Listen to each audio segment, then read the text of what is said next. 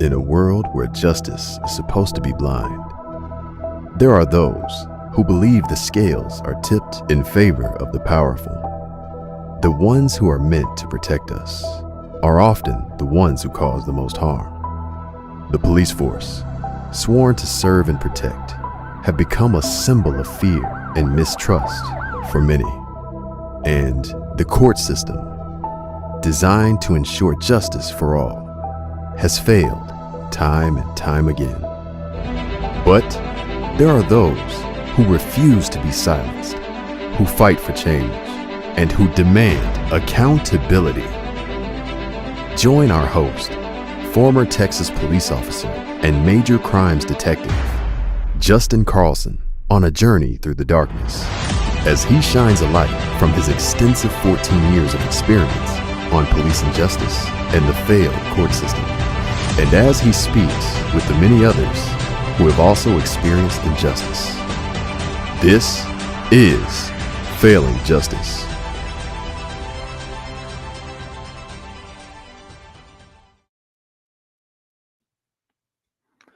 Good evening, Failing Justice audience. Welcome to the Failing Justice podcast. I am your host, as always, Justin Carlson, and I have my um almost co-host Preston Green with us tonight. Still unofficial. Yeah, unofficial still.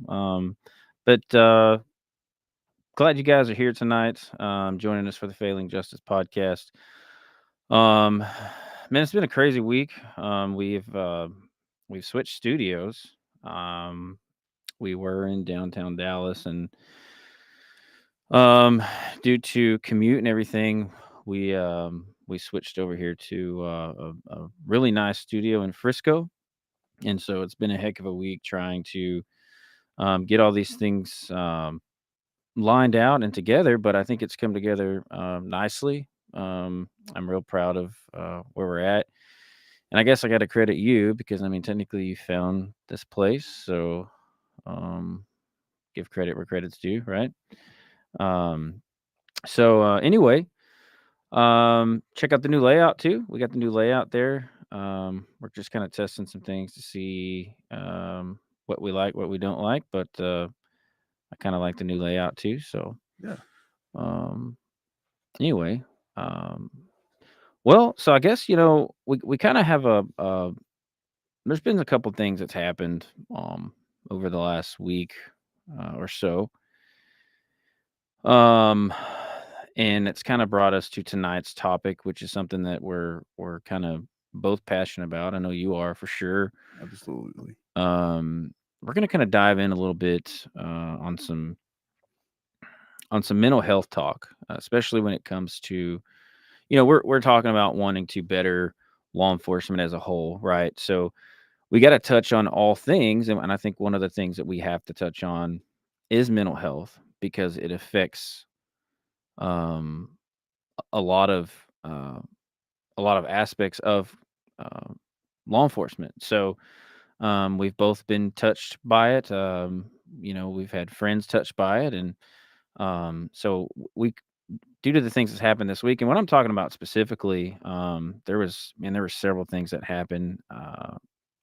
Especially those that are in law enforcement that's paid attention, because sometimes, like the general public, I don't think they get a lot of law enforcement news. Like for me, I follow tons and tons and tons of law enforcement Facebook pages, and so I think we hear about things that the general public doesn't hear about.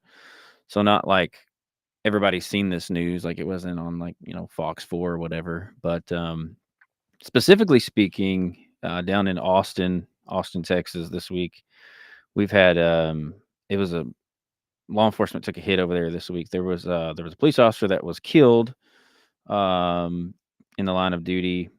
Um, uh, they had a shooting over there, and then there was also one that, specifically speaking, that committed suicide.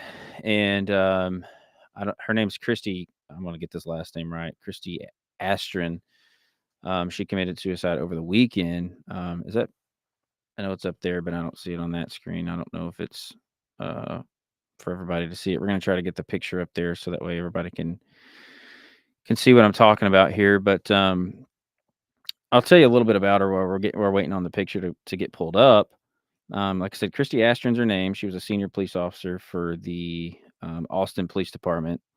And just the article that I'm reading here, it says she was known for her professionalism, integrity, compassion, and she served a role in public safety and law enforcement. During her 15-year tenure, she handled many high-profile cases. She had 15 years, which is kind of where I'm at right now. Her remarkable career and professional ability to conduct every complex case made her an award-winning police officer. A little bit more as you go down here. It says she was a trustworthy police officer who appropriately interacted with victims.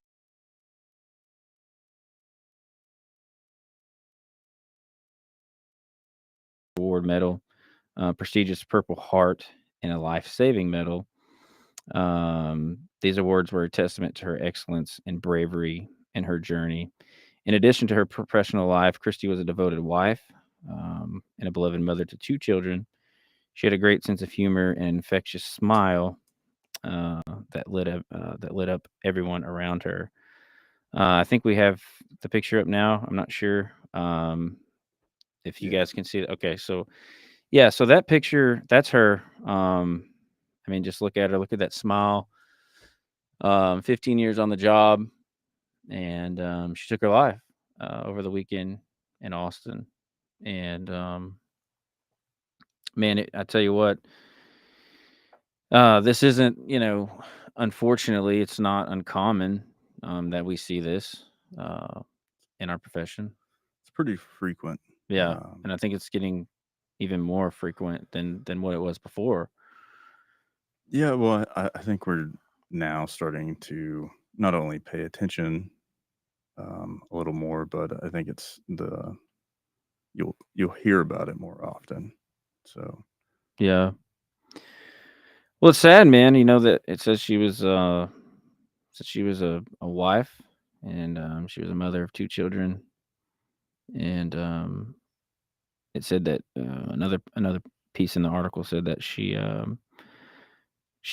committed suicide after battling with mental illness. And it's easy to do in this profession, which I know we'll dive deep into that. But I just want everybody to see that picture because, number one, you have a police officer here that's out serving the public here in Texas for 15 years, and you have a mom. She wore many hats, and it's definitely a loss. One other thing, and I guess we'll go ahead and play it if you can pull up that video. So this was Los Angeles County Sheriff's Department is in mourning following recent deaths by current and former employees who took their own lives. Eyewitness News reporter Carlos Granda talked to Sheriff Robert Luna today. It's a brotherhood and sisterhood at the Los Angeles County Sheriff's Department. So any loss is tragic. It's emotional. LA County Sheriff Robert Luna says the department is in pain after 4 of their own died by suicide in just a 24-hour period. They happened between Monday and Tuesday. The department says 3 were active members of the agency and 1 was retired. If you're not okay, it's okay to ask for help. It's okay to say you're not okay. The Sheriff's Department says 9 current or former employees have died by suicide so far this year. Studies show that across the country, more officers die from suicide than killed in the line of duty. Data going back to 2018 shows the pattern. Just last year, according to the FBI, 118 officers died in the line of duty. Blue Help, which is a nonprofit that collects data on law enforcement suicides, estimated 161 suicides that same year. Laura Linder is the founder of Exclusively First Responders, which tries to create awareness about mental health issues for law enforcement. They're overworked, but mostly the mental health that happens to them based on, the traumas that they're seeing on a daily basis, they're human. They're going to have that's going to affect them. The department is looking at all of these cases and so far do not appear to be connected. The sheriff agrees the department, which is the largest in the nation, doesn't have enough deputies. As we dissect each one of them, I'm not saying that all of them are the same. We look for patterns, but we have a staffing crisis with the Los Angeles County Sheriff's Department. We are shorthanded well over 1,000 deputies. I'm Carlos Granda, ABC 7 Eyewitness News. Yeah, so so many things I could say about that video. I kind of want to break a lot of it down. First and foremost, I do want to talk about, they mentioned the nonprofit organization Blue Help. So Blue Help, Do you know who runs that or something like that? yeah. So she was actually at the New York Stock Exchange today, ringing the bell, the opening bell, which was pretty cool. Wow. Yeah. Yeah, she was there today. Her name's Karen Solomon. So, and I'll talk a little bit about how I got in contact with Karen Solomon. She's a co-founder of Blue Help. They're doing great work, trying to bring awareness to law enforcement suicide. She was on Dr. Phil recently. She's a real sweet lady, and I actually she's super busy, bless her heart. She checks in on me from time to time. I messaged her last week and asked if she'd be willing to come on the podcast, and she said she's coming to Texas in December. So maybe Yeah. she'll have an opportunity to get on the show. But that's what they mentioned on that show was Blue Help, and Karen Solomon is she's a co-founder of that, and she's doing really good work. Organizations like that, I'm real thankful for. But going into this video, obviously you heard the news anchor say over the weekend, Yeah. 4 LA County Sheriff's deputies committed suicide. 3 were active. 1 was retired. And I understand, like, somebody could say, well, that's the largest, and they said it on there too, that's the largest law enforcement agency in the country. And, even still, I would say that those numbers are pretty staggering. Like I said, 9 this month, plus the 4 over the weekend. That's a lot, man, for even if you are the largest law enforcement agency in the country. And I specifically want to highlight too, like, and I don't know that sheriff from a hole in the ground. I mean, and I don't want to sit here and dog him either, right? Right. Not knowing him. But I have a problem with the statement that he made when the first clip of him talking, when he said, uh, we lost LA County Sheriff's Department it's a brotherhood and a sisterhood, right? So we talk about the thin blue line all the time, brotherhood, sisterhood, you hear it constantly. Right. But and you and I have had this talk plenty of times, but I just feel like, so he's got ABC 7 in his face with a microphone. He's got to say something that sounds good, that sounds um appealing to the listeners, to the viewers. But I just have a problem with him saying it's a brotherhood, sisterhood, because I in so many different ways I disagree with that. Um and what I mean by that is I feel like we could do better. Obviously, we could do better. I just feel like we fail sometimes to take care of our people. And I know you're just itching to get in here. I know you're waiting. You're waiting for me to shut up because you're not. I mean, I think your passion may be a little bit greater than mine. I'm not sure. I don't know if that's an accurate statement, but I know you have a passion. So I'll just shut up and stop rambling and kind of let you touch on that statement. The whole sisterhood brotherhood thing. Yeah. Well, I would look at the intent behind this statement, and I would, I think there's value in the statement saying that a brotherhood and sisterhood. I mean, I think that's the goal. Like, that's what we're trying to accomplish, right? Is create that culture, have that family culture. And this the thin blue line that people always talk about. You see the flags.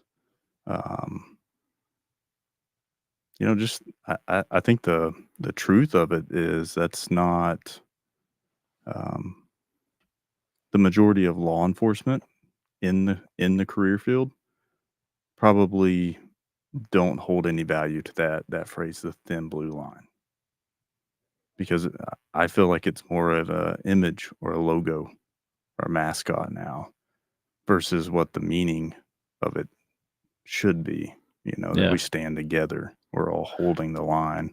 I would like to know, and we should have looked this up. Maybe while you're talking, I'll try to look it up. I don't know when that came out. So when I first started law enforcement, I don't remember that. No, so I I think don't know where that came from, actually. maybe I think it got popular when I was in the academy, so 2017-ish? I don't know. It's probably Yeah, so it says the thin blue line symbol has been used by the oh my gosh, this is probably one of those crazy left-wing liberal articles. It's just the thin blue line symbol has been used by the Blue Lives Matter movement, which emerged in 2014. Um, yeah, I'm not going to continue reading this out loud because I think it's absurd. But let's say 2014. yeah, maybe. Yeah. Um, because when I started when I started working in 07, I don't remember this. I think probably 2014 is probably um, an accurate thing. And maybe I should read this. If we want to get controversial, maybe I should read it. It says, okay, it says it was used by the Blue Lives Matter movement, which emerged in 2014 as a rebuttal to the Black Lives Matter movement. I do recall that being Is that accurate? well, I do recall seeing, like, the flags more, the signs, the stickers in the back of the window, to kinda show support for law enforcement. Yeah. Um, So 2014 is when is that when the whole thing in St. Louis happened? yeah, I th- I I think so. Yeah, maybe I so. mean, you're talking to a guy who graduated high school in 2013, so I forget you're just a little smidge younger than me. yeah. Yeah, so I think maybe and I can't recall the names right now, but the shooting that happened in St. Louis, Missouri, which was kind of like I think that was like the first big outrage in modern day. At least within our career. Yeah. So that's probably accurate in 2014. And of course this article is and it probably was, man. There was a lot of people that that was a very, very public thing, that shooting in Missouri. Um, and I think maybe that come out as I think the police were kind of like, hey, like um, we're, you have the dark and then you have the blue, the bright blue, like, we're the line that stands in between the evil. And that's true. Obviously, police go out and they respond to calls, dangerous calls. And when you call 911, they respond. So maybe that's kind of how that started because there were a lot of police haters around that time. Yeah. Um, all over one incident, right? Like how crazy is that? You have getting a little off track, but you have that one incident, and then um, everybody hates the police because it hit the media and it was blowing No, up. I think that's the key word, what you just said, the media. And there's plenty of people that have probably for decades hated the police, Mm-hmm. had bad encounters, or there's been plenty of incidents like the one that started the movement. But I think 2014 or around that area was prime time for um, people to use something to create a divide. And I think we talked about that the last episode a little bit. You know, Yeah, so it was Michael Brown. August 9th, 2014, 18-year-old Michael Brown was shot and killed by police officer Darren Wilson in Ferguson, Missouri. okay. That's what it Yeah. was. I knew that information. It's just been a while. But yeah, I mean, there was obviously a big divide because I think, the media came forth, and I think there was good intentions behind the creation of the whole thin blue line flag thing. Maybe, I mean, um, but I don't. So kind of go back to the brotherhood and sisterhood thing, and then you know, the phrase, where we hold the thin blue line, or we hold the line together, yada yada yada. I'll be just quite frank. I don't buy into any of that. I don't either. And here's the reason why. Do I believe in that? Yes. Do I believe that we should have a culture where we value that? We value each other as much as we would one of our family members, one of our brothers, one of our sisters. Absolutely. I mean, that's the goal. That's what we should strive to do within our profession, is to embody that culture, and where we truly care about one another. But that's not, I think, what we're using these phrases for, and what the the current meaning of it is. And I think it gets abused, quite frankly. And you get people within the profession that will use those things as just a brand or an image, Yeah. to try to say, oh, we're taking care of each other here. But if we were taking care of each other, then we wouldn't be talking about what we're talking about. You wouldn't have those 4 deputies, or that officer in Austin who take their life, if we meant it. Now, I'm not saying, I'm not making a blanket statement saying that everybody is that way. I just do believe that we use it without meaning sometimes. Because Oh yeah. I'll be honest, man. It's I think that the law enforcement profession right now, the current environments that officers work in, they're extremely, extremely toxic. And I think there's multiple things that are causing factors to our mental health crisis that we're in within the profession. But just the fact that it's a toxic work environment to begin with Well, is probably one of the yeah, and I don't want to take this for, if anybody's going to watch now or listen to this later. Like, I don't want to take this conversation. Obviously, this is Failing Justice. We talk about all aspects of the criminal justice system. We talk about law enforcement a lot because we're both cops, right? So I don't want to take this conversation and it be like, oh, well, I care about the mental health crisis as a whole, because it's not just cops, right?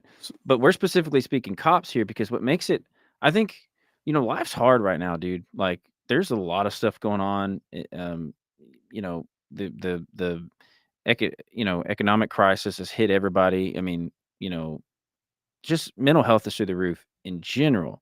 But we're talking about law enforcement because that's kind of what our show is geared towards. And that, I don't want to make this conversation to where, like, oh, well, you guys don't care about other people. You just care about cops' mental health. But no, because I mean, we want, number one, to bring awareness to it, right? But number two, for those that watch this show or listen to this show that are not in law enforcement, to kind of get a little bit of insight, on what cops have to deal with and what they have to face on a daily basis. Because, like, there's a difference between, if I have a bad day, say I have a bad day today, and I mean, you name it, right? Like, my car engine went out, my kid broke his arm, fighting with my wife, but I got to go on shift tonight at 7 p.m. And that shift may consist of, your first call right off the bat is, Maybe it's a theft in Walmart, maybe an easy call. Then you have a couple easy calls, and then you get that call, right? You get that one call where it's a domestic, you know, um, husband and wife fighting, husband has a weapon, and you gotta you're immediately heightened. You gotta turn those lights and sirens on. You're driving in this call. Um, and you're trying to get in the right mindset to show up and deal with this. You're thinking of all the different scenarios, like, you're responding. I'm speaking from experience. I've responded lights and sirens to many domestics, and you're sitting there thinking, okay, well, if this guy walks out with a gun, what am I going to do? If this guy walks inside, shuts the door with a gun, what am I going to do? What if he shoots himself? What am I going to do? Like, there's so many different things, ways that these calls can go. And you've had a real crap day. And you go out there and you're expected to just make this decision, whatever that decision is going to be, because you don't know, right? You're going over them in your mind on the way there, but you truly don't know. And you get there, and God forbid, say the male party walks out with a gun, points that gun in you, and you have to take action. You have to deal with it. And say you shoot this person. Whatever the outcome may be, whether he lives or dies, you're going to, there's so many things that's going to, and you've been in a critical incident. I would like to talk about that too. And I think you can. It's past, it's done and over with. We can talk about it. In your mind, man. And then you have probably, let me add to the mountain of crap here. Then you have an agency, who you may already have problems with for whatever reason. So you may be in trouble there. One of your friends might have turned on you. You're having a problem with administration. Whatever the case may be, there's turmoil within the walls of the police department, and you have all of this stuff coming at you. And I say we, because I'm a cop now. Again, we are just expected to deal with this and make the most perfect decision, not piss anybody off, try our best not to, kill somebody, injure somebody, say the wrong thing to somebody. And it doesn't matter really what decision you make. Let's be honest. You can make A, B, C, or D. You're still going to have to face your administration. You're going to have to face your city administration. You're going to have to face the Texas Rangers. You're going to have to face the district attorney's office. You're going to have to face all the news media. All of these things, man. It's kind of crazy when you think about it, right? It's a lot, huh? It is. Well, I mean, you make good points all the way around. I mean, and you threw a lot in there, and you're right. I mean, and that was worse. That was an extreme scenario with, as far as it was an extreme, yeah, and having to make that decision. And I think but you never know when that's coming. No, and I think what you're saying is like, and I don't want to interrupt you, but also one thing I didn't add. If we're talking about justice is getting failed if we as police officers aren't right. We had those guys in our studio, and their interaction started with cops. Now, I think it was a completely different scenario. There may be a little bit of corruption involved there. Who knows? But what I'm getting at is we are trying not to fail justice. So we got to back up all the way over here. Okay? We got to start where we can start, what's truly tangible, what we can really change. And if we don't, right? If we don't make that a priority, if these agencies don't make this a priority, and I mean a real freaking priority, and we can talk about what that looks like, we're failing justice down here on the other end, right? Absolutely. I mean, if you can, to summarize why it's important that we talk about this from a law enforcement perspective, I would say that one of the biggest things hindering the justice system right now, where we are making mistakes, where we are not putting enough resources and attention to, in my opinion, nationwide, is the critical mental health crisis that our country is in. Mhm. And then when you look within the justice system at all different levels, um, from law enforcement to the prison systems to the judicial process, we have major failures when it comes to mental health there. You know, um, I think that You got we're mental health treating mental health. yeah. Well, You know what I mean? Like if you look at it that way, yeah. I mean, in some cases, you have mental health treating mental health. yeah. Oh, I mean, Let's be honest obviously, about it. Let's be yeah, honest about it. yeah. You know, But I would say that I think we're making progress within. I would think within the judicial system and some things that we've put in place uh, on a larger scale to mitigate some of this mental health stuff that's going on. Um, but it's not enough because you mean as a whole, as a or just you're whole, yeah, saying just in the justice system? What do you well, mean by that? as a whole, and then yes, within the justice system, I think that there is such a large mental health crisis in the entire country. Um, but I'll be quite frank, like we can solve it through the criminal justice system, but using it the right way. Because you're talking about substance abuse and um, you know, crisis intervention, social services, things like that. It all impacts the justice system. The only way you're going to make, I think, true strides to change with it will be utilizing the judicial system, passing legislation, changing the way we do things on a large scale. But I say that is like mental health is affecting the entire system at multiple levels, and what what we have an intimate knowledge of and have some control and maybe some influence to help change, it was within law enforcement. Because I'm going to tell you right now, if we don't address the mental health crisis within law enforcement, within the profession, Mhm. we'll never be able to address the mental health crisis outside of the profession.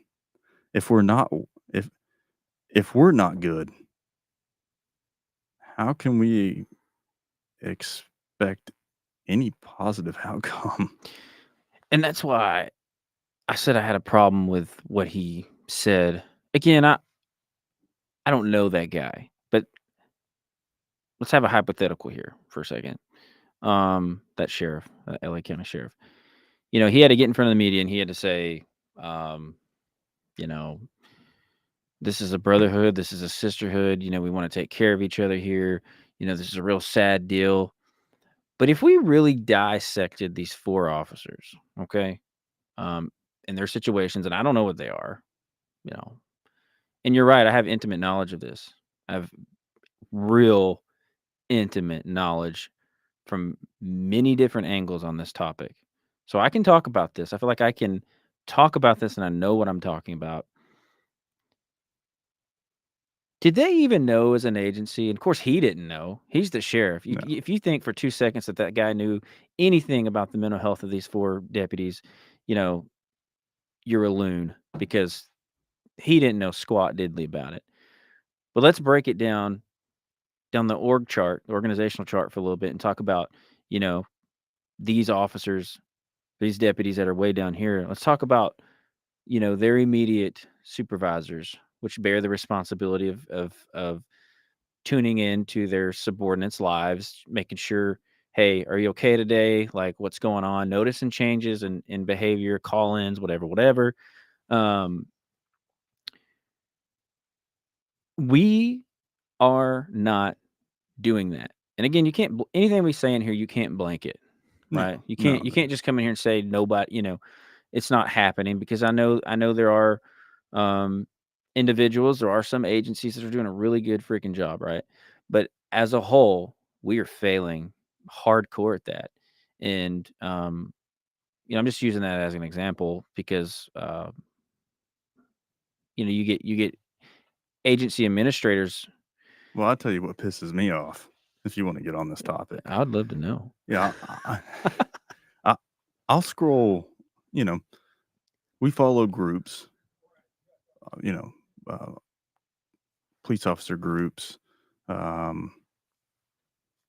So where I see it the most is I'll scroll LinkedIn, and my entire feed. Oh my My entire gosh. feed will be of advertisements from this, Police One or Lexapol about mental health this, officer wellness, this program, that program. And then you'll see officers sharing and reposting where officers have committed suicide or, something to do with mental health. We're all talk, no action. Yeah, heartbreaking. Put a little, a hand with the heart in it. We're supporting it. Like, but you're right. And a lot of these people on that you see on LinkedIn doing this. I'm just going to be flat out honest. A lot of them are top executives, administrators of police agencies across this country. Yeah. Like if we're going to meet at IACP in a big room and have all these break off IACP, International Association of Chiefs of Police, if we're going to have these meetings and we're going to go to them as police chiefs, and you want to talk about data driven policing, statistic this, statistic that, are we going to truly sit there and address mental health head on? You're right. You can talk about it all you want. Yeah. But what are we truly implementing to change these officers' lives? Well, you're going to have to start by changing the culture. That's where it starts. It starts by building a culture within an organization where it's okay to be vulnerable. It's okay to talk about your feelings. It's okay to just have a bad day. Right? And check in on each other. Get back to holding value in being partners, shift partners, and knowing your partner. You ain't gotta like them, but know them. Yeah. Paying attention, having conversations, even when it might not be convenient, but having conversations, listening. That's where we have to start. We have to stop talking about it. Stop talking about what we can do. Well, we can implement a wellness program, or we can, as an organization, we can, the city or the county, they'll offer an EAP, but hey, we're going to create a peer support group separately. So you can have to use in addition to the whatever other resources are being offered. We're going to build a training program on it. All that is great. Don't get me wrong. All of that can be useful resources, but none of it will help unless you create a culture that values the fact that you can be okay, even if you're not. My ADHD is kicking in because, like, dude, there's so many things that I want to say. I wish I had a pen and I was writing this down Yeah. as you're talking, because there's just like so many thoughts that I had while you were talking. Deep, good thoughts that would just lead into. We could talk about this. This could probably be 2 or 3 episodes if we're being honest. But you're right. You have to build the culture within. But the problem is, and I'm just gonna bust this head on right here. The problem begins at the top in the leadership, because here's the thing. And what I mean by that is, because I know what you're about to say. What I mean by that is, if you have administrators who implement these programs, get the app, get, you know, um, say, hey, like they can talk about it, like we said, they can talk about it. But when it comes down to it, and that's what that sheriff said, he said, y'all need to know that if you're not okay, just talk to us about it. Yeah. And I can't tell you how many freaking times that I have seen officers go talk about it. Okay. And those officers didn't come back. I've seen it. Hmm. And that's the problem, right? If you if you're too afraid to open up and say, hey, listen, man, like, because again, life's hard, right? It's hard for everybody. But as police officers, if life is hard, and I, revert back to my example earlier, you got to come to work and you got to face these things. It's not like you're going to work, at a bank and you're counting money, or, you're, going in and sitting in some high rise office or whatever. Not, I'm not diminishing mental health in the in the private sector, but what I'm getting at is when you in law enforcement are going through things and you have to come to work and you have to put that face on, like, you better get your crap together, because you know you got a shift to run. You got subordinates that need you. You have and Yeah. and if that officer comes and says something like, look, man, I like, me and my wife are, we're on the fritz right now. We got in a really bad fight like right before I came in. My kids saw it. I got mad. I slammed the door, punched the wall, whatever. And that's what's on your mind. And do you think for a second, especially, and he mentioned it too, with the shortage of law enforcement officers right now, you come to work and you say, yo, I got to go home. I'm like, I'm not good. I can't do this shift. I can't respond to these calls. I can't deal with this tonight. I need to go home and I need to deal with what's important. Officers aren't doing that. They're compartmentalizing those things.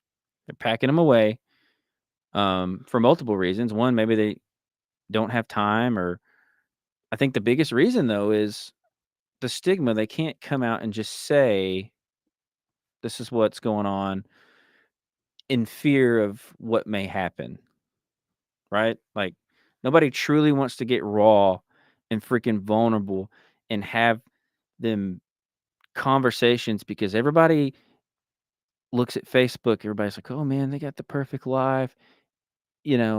Nobody wants to get down and dirty and have those conversations for multiple reasons. I think one of the things is true fear of how, it may be viewed up the chain of command. I think that's a good. I think it's a good possibility for a majority. Um,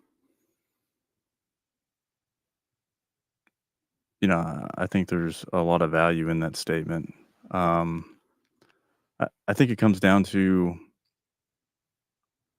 nobody wants to be vulnerable. Um,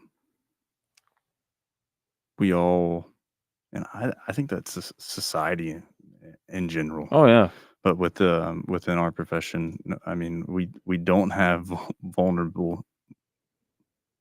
We don't have a foundation built on being vulnerable. We talk about that all the time, Yeah. because it's so you can apply it to so many different aspects of our job. And to have those conversations, you have to be vulnerable, and you have to have a foundation of trust. Mm-hmm. You have to trust that I need you to trust. I need to trust that what I'm about to tell you, however, dark or concerning it may be about what's going on in my life, I need to trust that, one, you're not going to judge me. Two, that you're not going to take my livelihood away, get me put on some type of leave or say, oh, well, you need to go do a psych eval. I mean, there's just so many things I think that's messed up within our profession, where we just immediately set it up from the get go, to fail each other when it comes to mental health. I mean, you got to take a psych eval. I don't. I'm just gonna be honest. I don't know if there's any value in taking the psych eval for pre-employment. I really don't. Yeah. I mean, because I have known some places to where you take a psych eval and it amounts to sitting down with a doctor for 30 minutes, and Not even when I came back to work in law enforcement. What is it? 100? Is it 180 days? What is your break where you have to redo it? yeah, 180. I think it's 180. So if you're out of law enforcement for longer than 180 days, and I was, you have to retake the state. The TCOL requires you to have a psychological eval done. So I had to do one just back in May. Yeah. And I hadn't done one in a long time. I mean, many years. And dude, I went to this office and I sit in the room. They gave me the booklet with the 4 number 2 pencils, and the 600 questions or whatever it is. And she says, "Hey, you got 2.5, 3 hours. Try to knock them out, right?" And she even said, like, if you don't finish them, the doctor views that as a problem. And I'm like, oh, okay. And they're kind of fast-paced questions. You can go through them. Like, do you like to be alone? Do you like to be around people? Do you like to work on projects, in a group, or do you like to do it in one-on-one? Like, all these different questions. And it's just, then I get to the end of it, and like my hand's freaking hurting. I'm like, this is, whatever. And then I go in, and I know there's science behind it. I know there's a reason for it. But then I go in the office, I sit down with the guy. Hey, how long you been in law enforcement? I said, 13, 14 years, whatever it was. Oh yeah, man, you know what's going on then, don't you? I said, yeah, I know exactly what I'm dealing with, what I'm gonna face. Okay. And he just kind of asked me a little bit about my family, my home life, whatever. And he said, all right, give me your paper, boy. He's an old guy. He signs my paper, hands it to me, and I take it up to the front desk, and she says, okay, we'll get it sent to your agency. And I walk out the door. I pass the psych, right? What is that? What is that? Well, I do think there's value in the process, right? But I think what has happened is that's been the process for years. Oh, dude, And the book that I used was gosh, I wish I could remember the date now, but it was pushing 10 years old. I mean, the thing was wore out. I don't know how many people have used that book. Yeah. So I think it's been a process for years. So it's more of a check the box type situation. I think that you're going to get more value out of actually having the conversation with the doctor, right? And letting the doctor evaluate you. But where I'm going with that is nobody's going to go in there and say, hey, I'm struggling mentally, because I need the job. Yeah. So where I'm getting with that is, like, from the get go, we set it up with the stigma, just to be qualified to be a cop, you got to do this. We're gonna question it. And then you get into the job and you realize, like, you're expected just to go out, respond to these calls, suck it up, do it again, 12 hours, over and over and over again, right? You don't want to show weakness if something bothers you. And you don't want to bring your home life to work. There's just so many factors. And I think what it boils down to is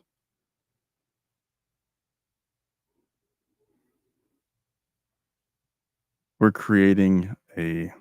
create toxic work environments. We create cultures where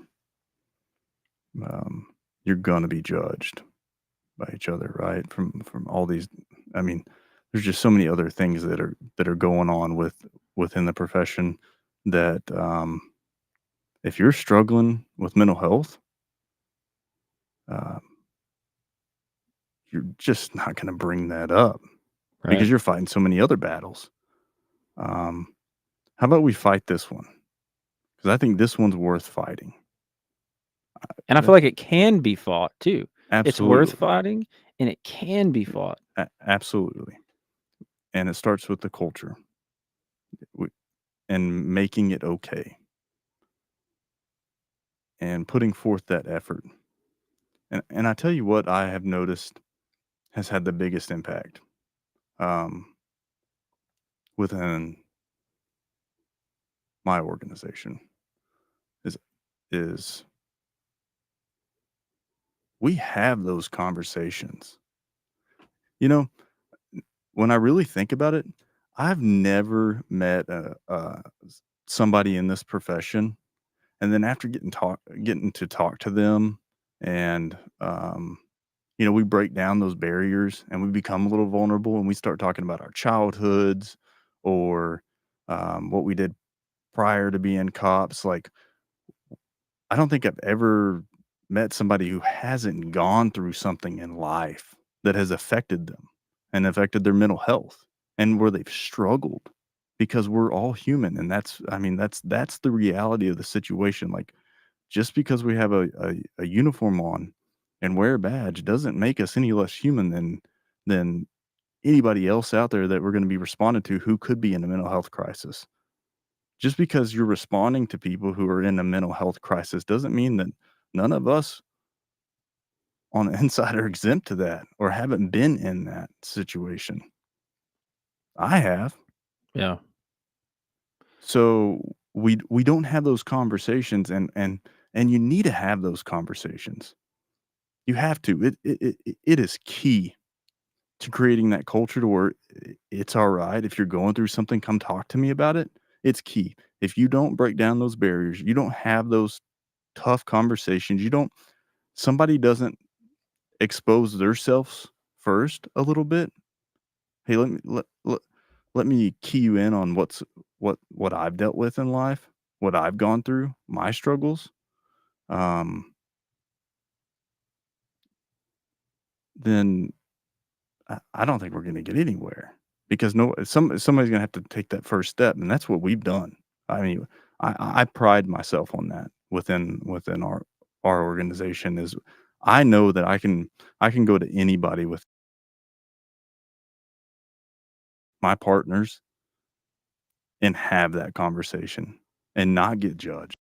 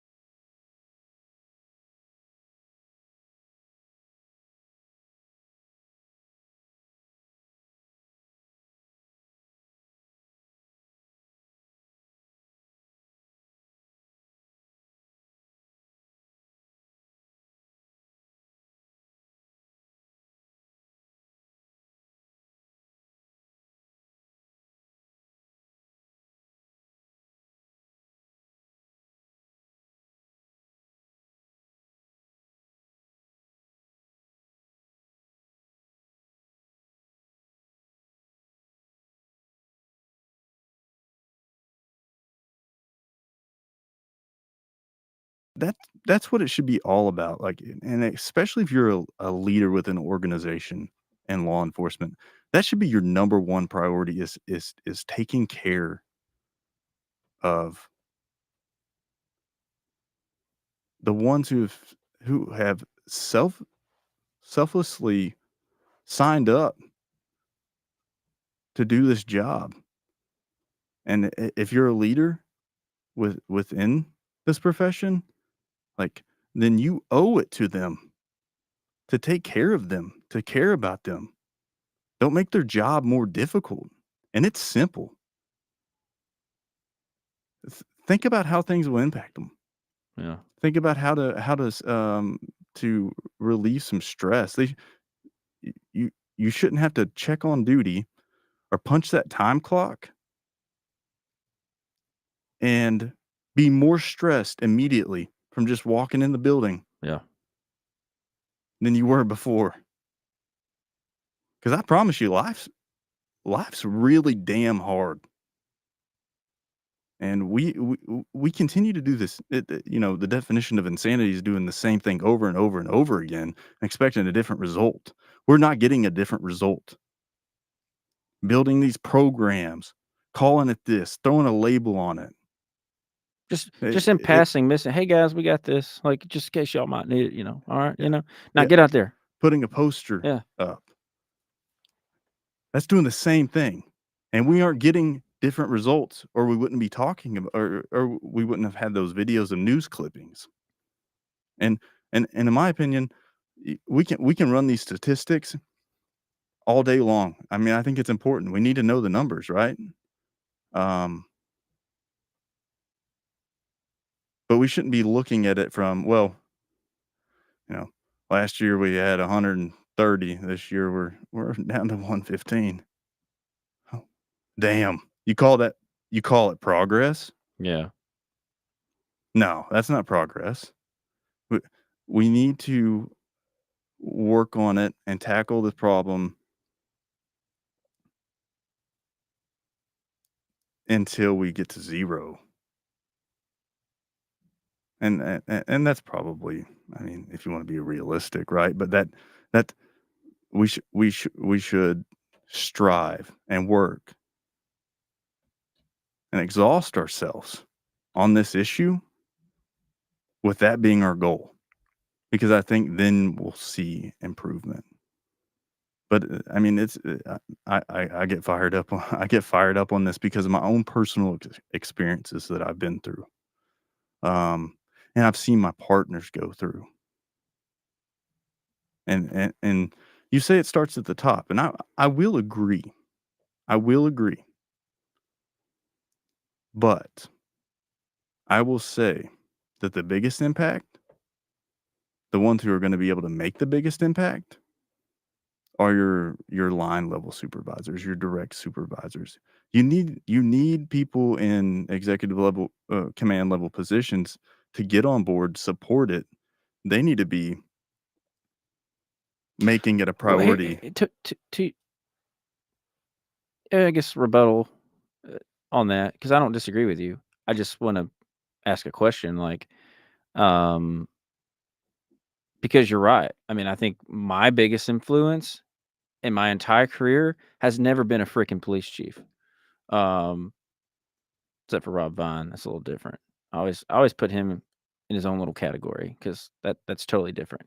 But people who are on the in the trenches with you, who are responding to calls with you, who you're eating at Whataburger with at 2 a.m, like, those are the people that are going to influence you the most. So my question is, what if you have somebody like that, your line level supervisor, right? But they're battling the culture themselves. The culture within that organization, it's toxic, and it's affecting that person. And they're also battling it. How do they fight through that and help their officer? Because that officer may need something, whether it be a week off, maybe a different shift, because his marriage is about to end because he's on nights or whatever. That officer may need something, but your culture all the way up to the top. Now, this is the rules. There's no there's no bend in the rules. It's black and white. This is what we're doing. And I've seen it. I have seen it, and you have too. And that officer, that line level supervisor that you're referring to, they want to help, but then they're limited because of the culture. And that's what I meant by starting at the top, right? Because if you have that at the top, and it's shown, and it trickles all the way down, it makes the other battle,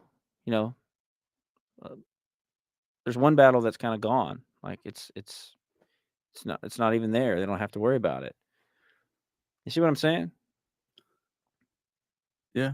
I mean Yeah. that's when I mentioned starts at the top. That's what I meant, because I do agree with you. Like there's a lot of things that go on that administrators don't know about.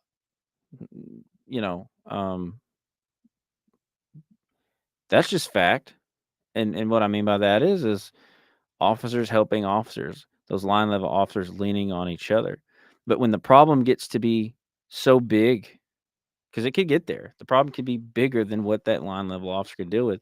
And can he comfortably go and say, "Hey, boss, listen, like, I know we're short staffed over here on this shift, whatever, but this is the situation. This officer really needs this to happen. What can we do to make it happen?" And I've seen it so many times where it's like just shut down, and that little bitty thing could literally make or break a life, Yeah. you know? No, it could. Yeah. Well, you want I mean,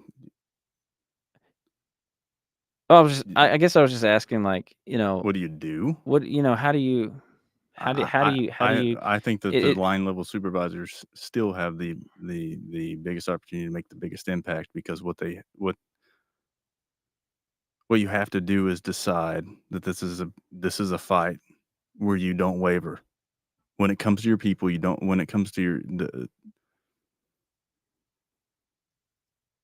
your partner's mental health and just overall wellness, when it comes to that, you don't waver. No matter what pushback you're getting. If you say that's a battle for that supervisor or whatever, well, my recommendation would be, we'll just keep on fighting that battle, or give your guy off. If it's that big, if it's that serious, somebody needs off, or whatever the case may be,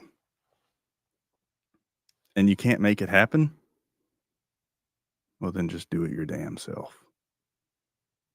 If a night shift needs covered, and it's in my opinion, when it's critical to mental health, then you get your ass to work.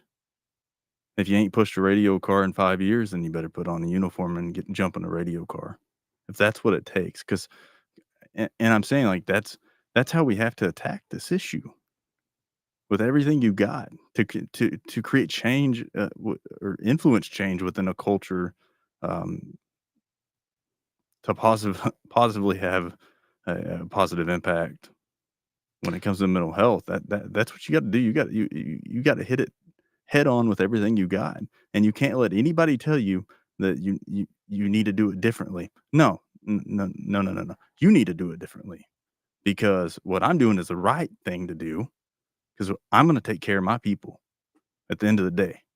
Like, Yeah. these are my partners. If we can immediately expect one another, like you and I are on a call, without a doubt, I would expect for you to risk your life to save mine. If we didn't expect that of each other, then we can handle this. I promise. It's going to be uncomfortable. You're going Yeah. to have to do things you don't want to do. Somebody's going to have to put in a little more effort.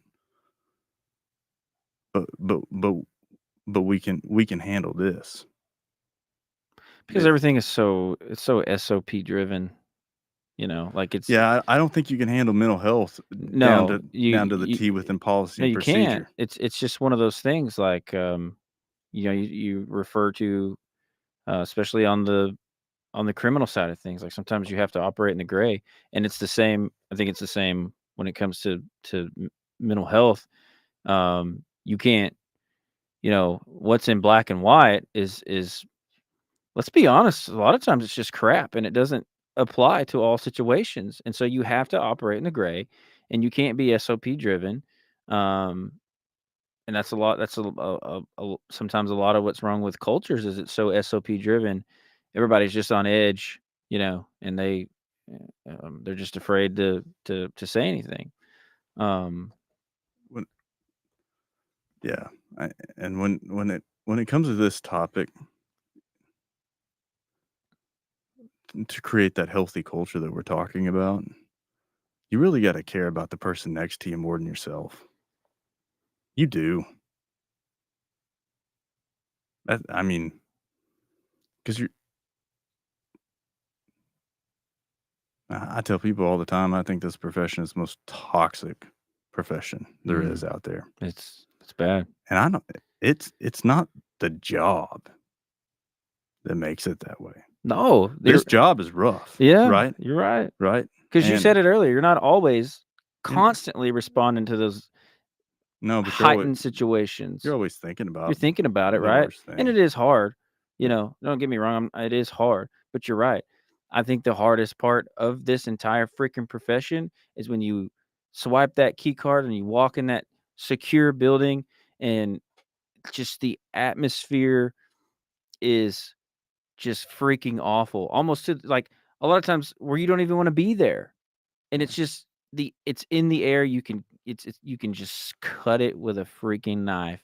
And that has to change. Yeah, and every organization has it.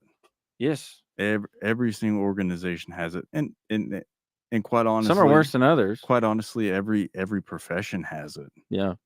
But the problem with it, well, the difference is we ain't got time to deal with it, and I don't mean to undervalue it. I'm saying literally, like we don't have time. We're making important decisions, expected to make important decisions that are going to affect others people's lives. We can't keep sitting around and battling this other issue. We have to address it, and You got to nip it in the bud and move on. And tonight's topic, with the mental health thing and these incidents that you talked about in the beginning of the show,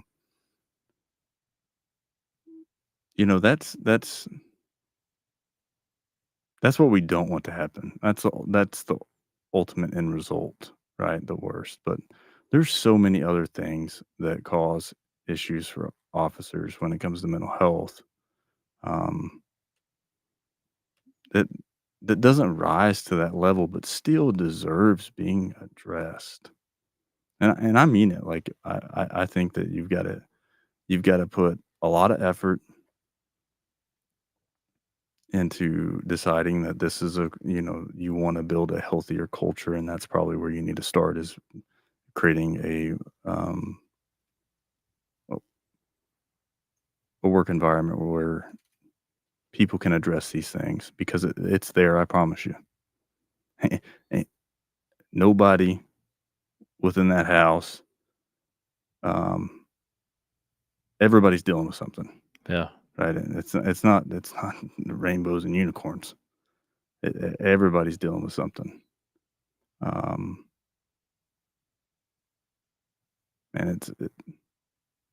it's crazy, because I think we mentioned it last podcast. Sometimes I just feel so damn defeated. right? Mm. Um, Because you have, uh, and I'm specifically speaking you and I because we're sitting here. I know you well. You know me well. We're best friends. Um, we have these conversations all the time. But you have guys like us who want so much to do the right thing, to help somebody, um, and they're restricted because of their org. their organization. Yeah. The battle that they are raging is not always out there on the street. No. And they are so limited, and they're frustrated because of their culture within the organization. And sometimes, man, people clearly, I mean, people don't make it out of it sometimes. Like sometimes they look at their life as a whole. My life at home sucks. That's not recoverable. Like, let's just say for a minute, I can't fix that problem at home. We're getting a divorce. That relationship's over. You know, my kid's leaving and our relationship is damaged. Um, I'm gonna go home and drink myself, into a slumber. But then they come to work, and maybe they want to see like a bright light, like, oh, I'm gonna go to work because I need to, and I can speak on this because I've done it. Keep your mind occupied. I've freaking done it. Yeah. Everything at home is falling apart, and you want to come home or you want to go to work, and you're like, all right, like I'm gonna get away from this. But then you come over here, and it's not any better. Like you're gonna occupy your time. You know, you're leaving one problem and going to another one, and sometimes it's much bigger. And so that's why I think then you start resorting to, you know, women, porn, alcohol, uh, you know, cigarettes, like things that aren't good for your body and for your mind. And then eventually you just totally lose the battle. And we have 4 or 5 just examples right here that we talked about tonight. And not that law enforcement is just going to always be just this oasis.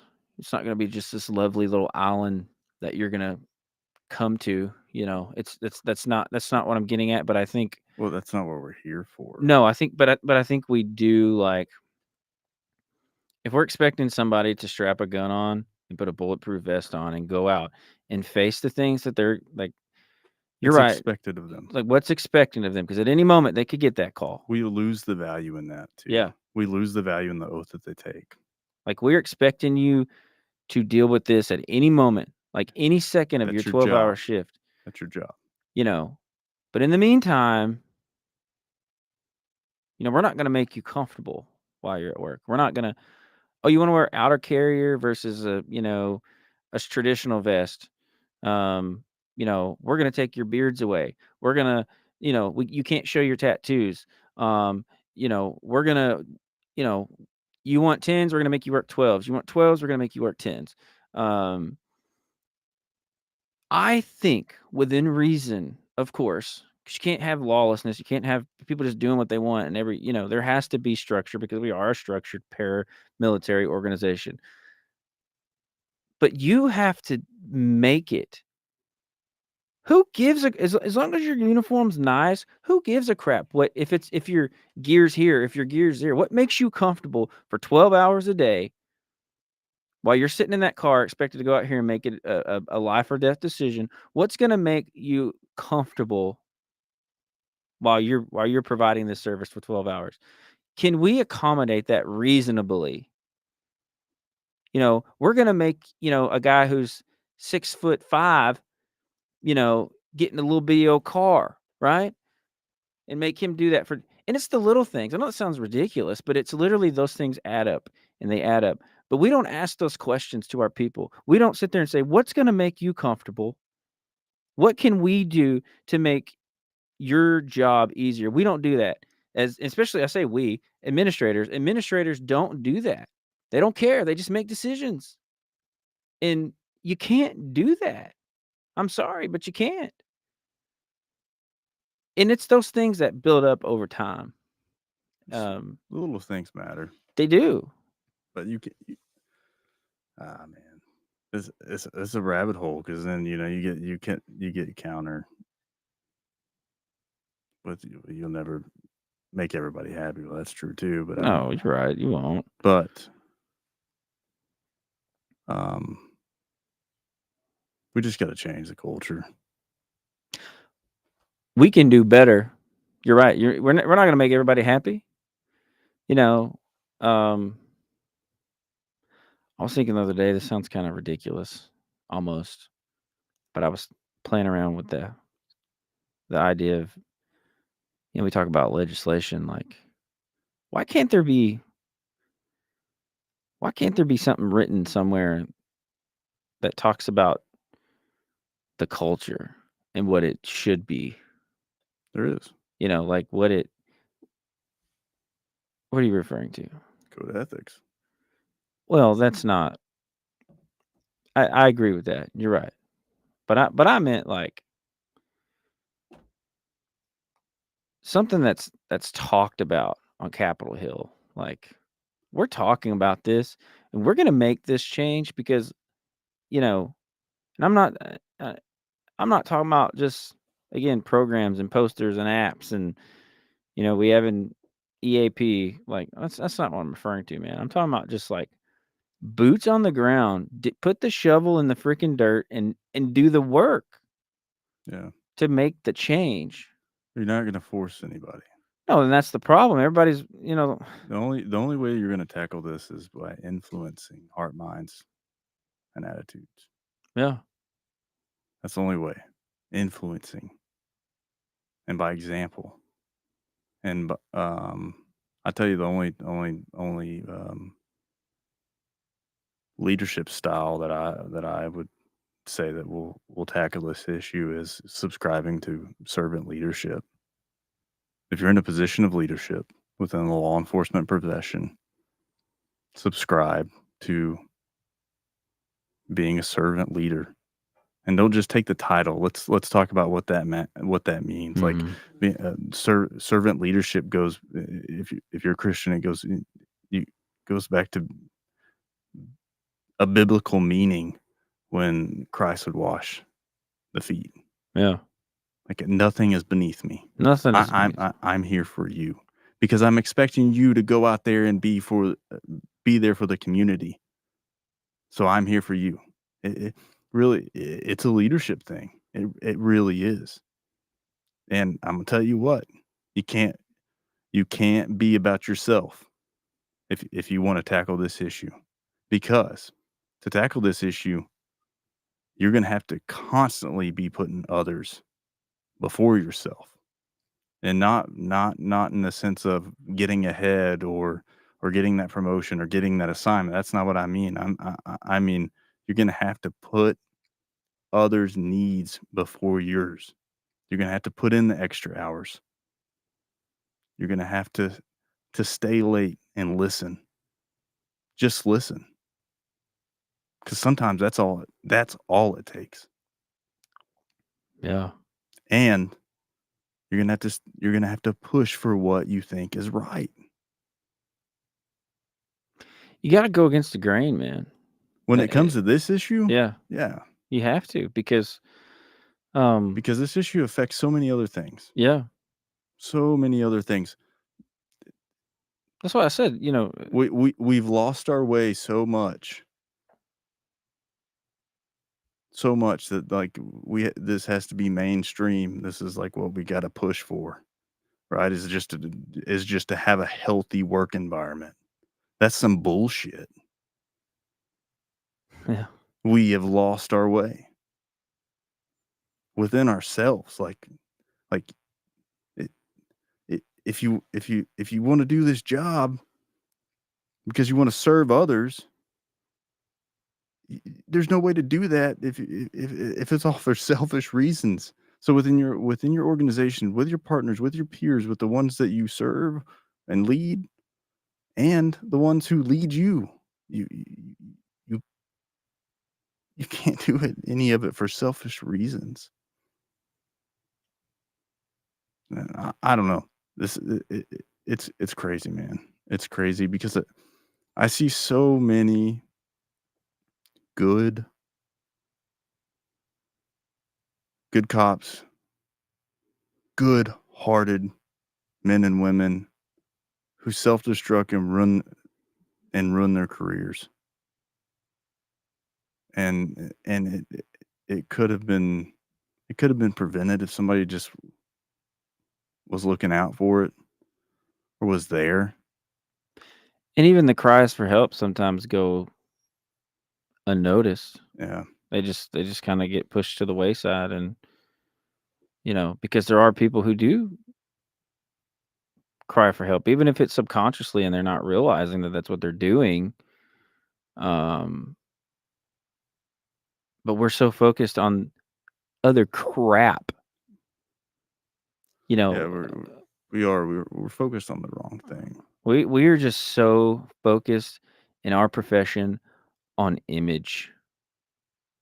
And I understand how we got there, right? Like, Oh yeah, because you we messed up a whole lot. we messed up so much.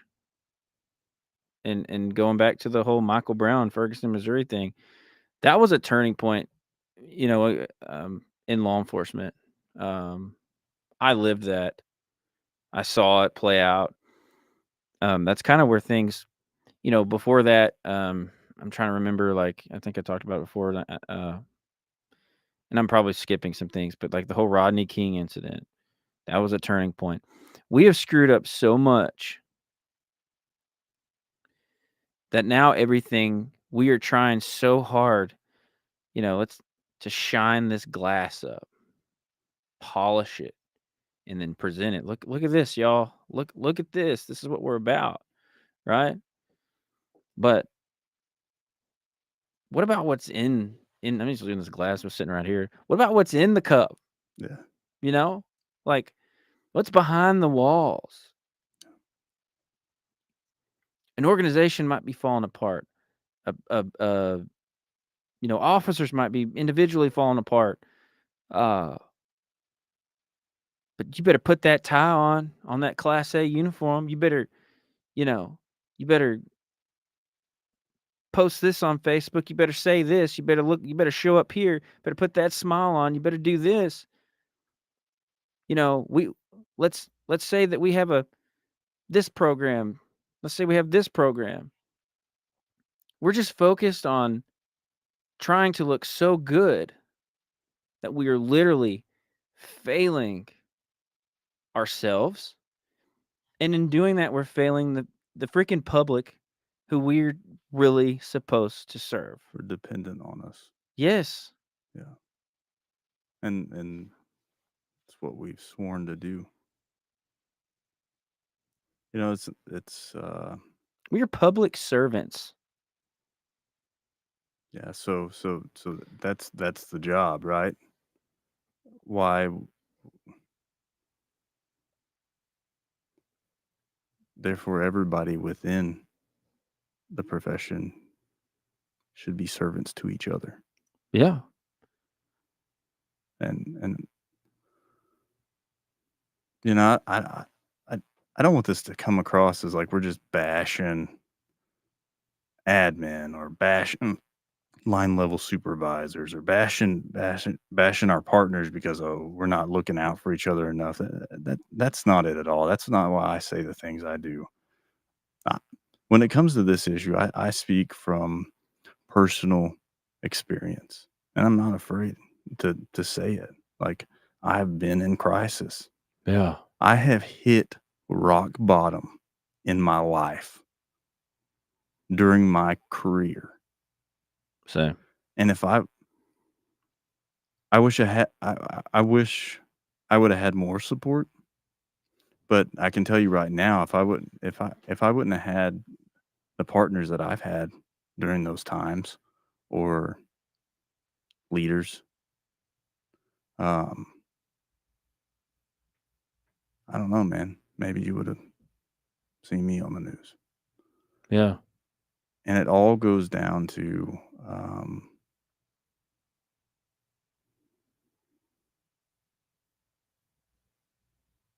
just give a damn.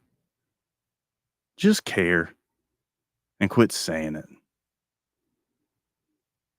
Ho- It's pretty simple. What we talked about last week.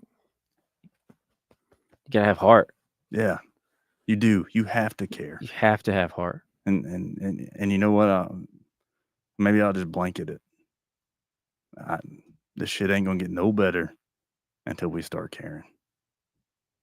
Yeah. And we're gonna keep doing the same thing over and over and over again, expecting a different result. And we're just gonna watch statistics go up. We're gonna watch good men and women run their careers by self-destructing, because we're all human. We're all dealing with the same thing everybody else is. Yeah, look at all that, man. And I have mixed feelings about it. I would love to get, I've talked about it before, I'd love to get Chief Garcia from Dallas PD on this podcast. Dallas PD has started doing this thing where they, and it's transparency, I know it, but you got to read a little deeper into it. When their officers get arrested for whatever case, and a lot of times it's been, most of the time you see it for DWI. Like, these officers come out here in DWI. Like, I'm not taking away that they made a poor decision, and getting behind the wheel, driving drunk, or whatever. But can we look a little deeper into that? You see these Dallas PD posts, so and so's been on the job 15 years, 20 years. They got arrested for DWI in, Plano or, Garland or whatever. And, they're posting that stuff. And you got to look, and you're thinking, okay, well, what's going on in this officer's life? Again, they made a decision. You can't, but you know what I'm saying? Look deeper into that, into that matter. There could be something going on. And it's been overlooked by the agency. Nobody saw it, even though this person may have been making a cry for help. I'm not saying that's all the cases, but I bet you it's some of them. Well, I mean, if you want to look at substance abuse on a larger scale, a lot of people would say, and I think it would be reasonable to conclude that substance abuse problems are caused by the lack of healthy coping skills, or addressing an issue internally. So I don't think it exempts us. No, it doesn't. From it. So it's just we're more in the public eye. Yeah. And in today's world, because trust is eroded, it's gone. It pretty much doesn't exist between law enforcement and the public. We're put on blast more. Yeah. Just be, and yeah, it's deep, man. I think and we can't have this show and have this conversation without talking about our buddy, right?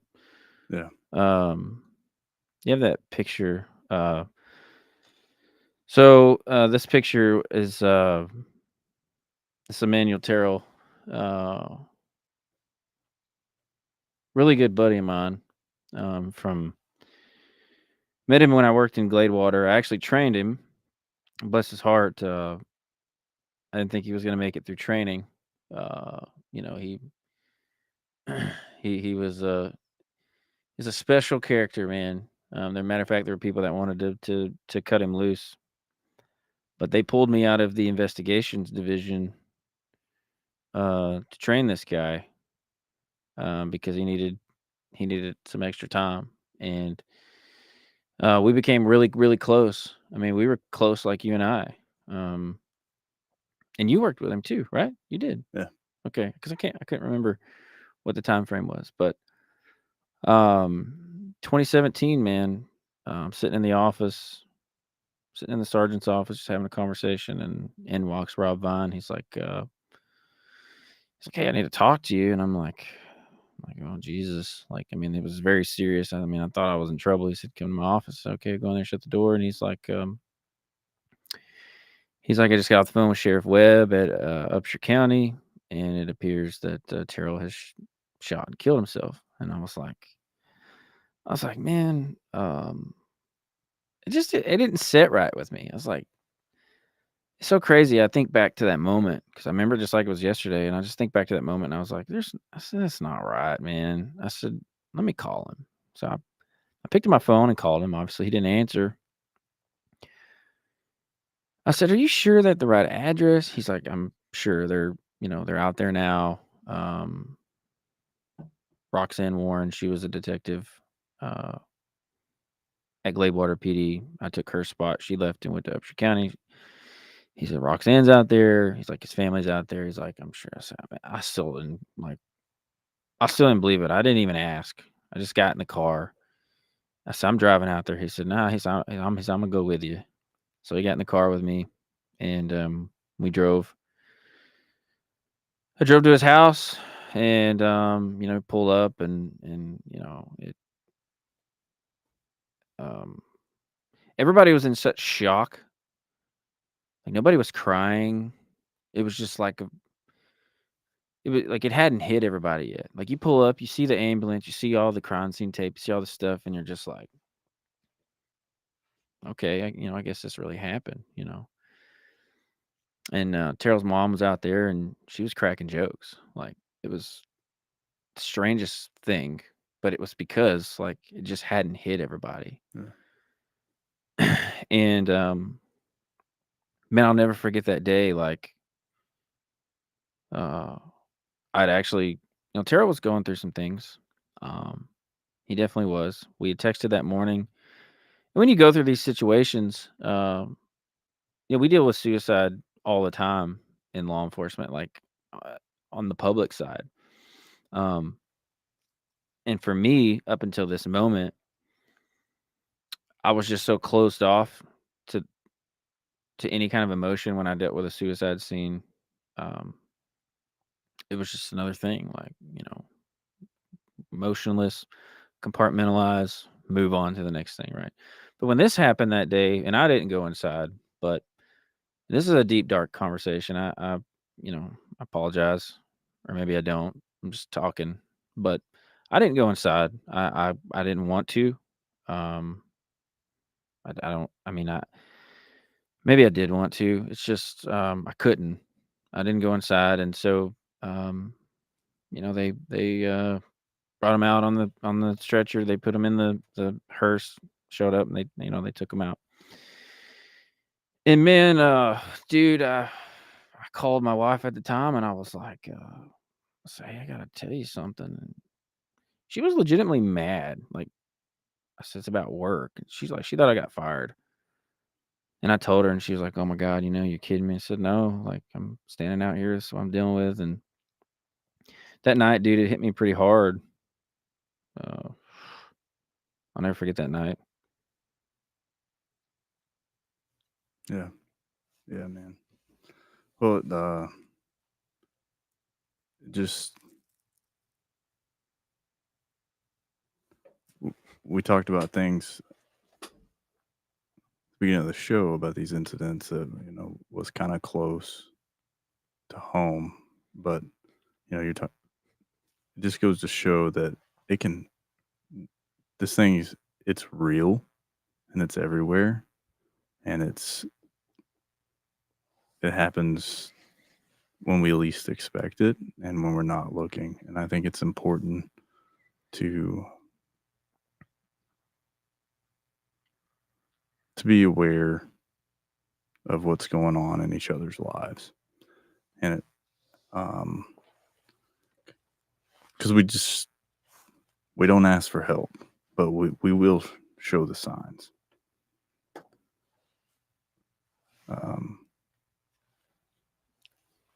I know this topic's it's close to your heart, and I think that's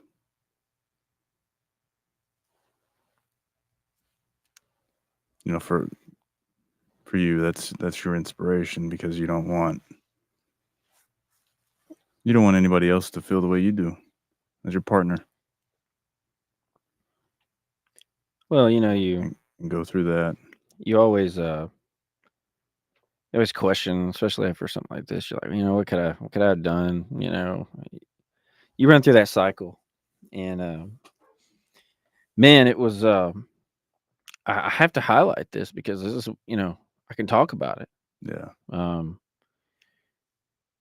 And I've personally experienced it. Like you knew Terrell too. And so, it's just we have to do better because Terrell was a good cop. Dude, he wanted to get out there, just as well as I know. That dude wanted to get out there and do the right thing, man. At the right time for the right freaking reasons. This guy was solid. He writes you a ticket too. He would. You better believe he'd write his mama a ticket. Yeah, he would. But and I was his best friend. I knew some things were going on, but I could never predicted this, right? But I just think I think of situations with Terrell, and I'm just like, man, like we could have just done so much better. Like especially as an agency, like a lot of us knew the things he was going through, and of course he was, he was also he was a vet. He was in the Marines front line, man. And I'd ask him all the time, I like PTSD. Does that do you have that? Like you've seen some combat, like you've seen some serious things. And he said, no, man, I don't. Surprisingly, I don't. It was life for him. Like the things he was going through. Life was traumatic. Life was traumatic. And he lost his battle with the demons, man. And that's, I get emotional about this. I didn't know I was going to do that. But the thing is, like, you look at these other officers and you hear these other stories, and you're like, those are, they have families, people like me that were in their lives that care about them, and we just got to do better, man. And it starts within our organizations. Yeah, it starts with I think we can't wait on everybody else to get on board. Yeah. I would say that, you just do it. You ain't even got to have a plan. Yeah. You just do it. And you do it with meaning. And hit it head on, and don't stop. I don't think that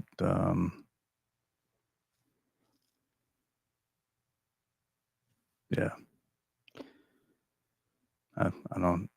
I think I've got no more words for the topic tonight. Yeah. It's another one of those deep podcasts. Didn't mean to get dark like that, but man, this is a real thing, and we have to. That's the purpose of what we are doing. It's reality, and when people want to ask, why is the criminal justice system failing them? One of the answers is because we're too damn busy failing ourselves. That's it. You're exactly freaking right. And that's why we talk about it, because and we also talk about it to hopefully spread the message, and other people in our profession that are listening something might click, and they might be in the situation or be faced with something, and can be able to handle things a little bit differently. But we've got to change it, and we owe it to each other. We owe it to ourselves, and we owe it to the people that we serve. And so, we come on here, we talk all the time about things that's wrong in the criminal justice system and wrong in law enforcement and what we're doing wrong. We mess this up, we mess that up. So tonight we can leave with something that we can do to fix it. Let's start here. Let's start with each other. Let's start within our house.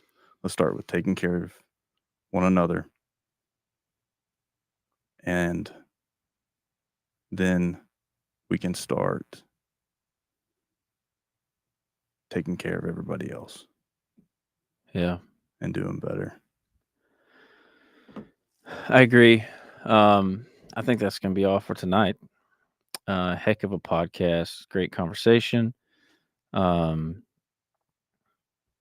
feel like we always can tackle these topics together. Always enjoy it. And so thank everybody for tuning in tonight to the Failing Justice podcast. We're so grateful. I posted a thing earlier in the week, and it's gone up since then. But as of earlier, I think Monday, we to date, Failing Justice has had 6,750 or 60 downloads, and that doesn't include the YouTube views or anything on Rumble. That's just strictly podcast downloads from all different podcast platforms, and so that is really cool, really awesome. I'm so thankful for that. And I'm looking forward to the future. You know, we talked about there's so many things that we have going on with Failing Justice and what the plan is. And it's all in the name of justice, our experience, things we've experienced, and the things that we are just passionate about and that we want to change. And so thank everybody for tuning in. Remember to like all of our social media. We're on all the social medias, Twitter, Facebook, Instagram, TikTok, all the podcasts, major podcast platforms. The new website is failingjustice.org. Simplified it, just failingjustice.org. You can also, our social media handles are at failing1justice. And we would be just very honored if you would share, like, and spread the word, because that's what it's going to take for us. So again, thanks for tuning in to the podcast tonight, and we will. We're actually not going to have a show next week. Next week's Thanksgiving, so We're taking next week off. we're taking next week off. So All right, remember, no show next week. Thanksgiving. Hope everybody has a great Thanksgiving. Enjoy their family. Take in those moments, and we'll see you the next week. Thanks for tuning in. Stay safe. In a world where justice is supposed to be blind, there are those who believe the scales are tipped in favor of the powerful. The ones who are meant to protect us are often the ones who cause the most harm. The police force, sworn to serve and protect, have become a symbol of fear and mistrust for many. And the court system, designed to ensure justice for all, has failed time and time again. But there are those who refuse to be silenced, who fight for change, and who demand accountability. Join our host, former Texas police officer and major crimes detective, Justin Carlson, on a journey through the darkness, as he shines a light from his extensive 14 years of experience on police injustice and the failed court system, and as he speaks with the many others who have also experienced injustice. This is Failing Justice.